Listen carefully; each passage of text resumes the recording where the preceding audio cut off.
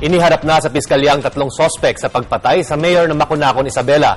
Pinaghahanap naman ang 2 pang nakatakas na sospek. Balitang hatid ni Oscar Oida.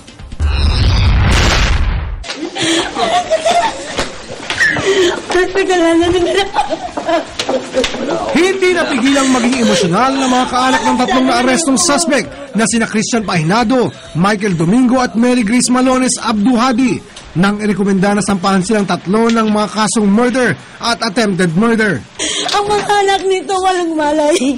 Oo po yung mga wala po siyang kasalanan. Kahapon na madaling araw, nang magkakasunod na dinampot ng mga pulis ang 3 mula sa magkakaibang lugar sa Quezon City, kaugnay ng pagpaslang kay Makunakon, Isabela Mayor Erlinda Domingo at mamamaril sa bodyguard dito na si Bernardo Plasos.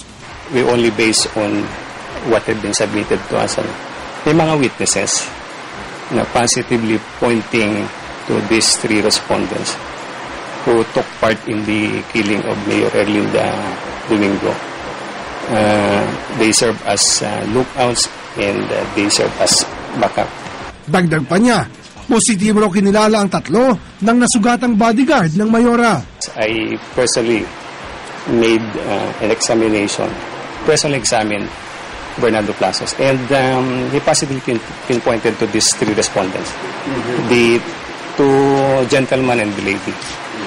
Bukod sa 3, may 2 pa umulong at large. Kabilang narito ang sinasabing gunman na kinilalang si Marcibal Abduhadi alias Bagwis, asawa ng nadakip na si Mary Grace. Hindi ko alam kung ba't ako nasama dito. Ang unang naarestong suspect na si Christian Pahinado na naging susi sa pagkakadakip sa 2 pa muli nitong kasamahan.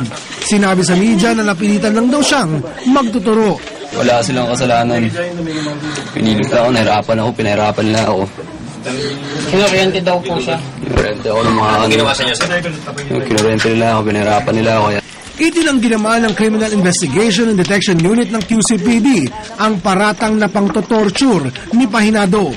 Oscar Oida, GMA News.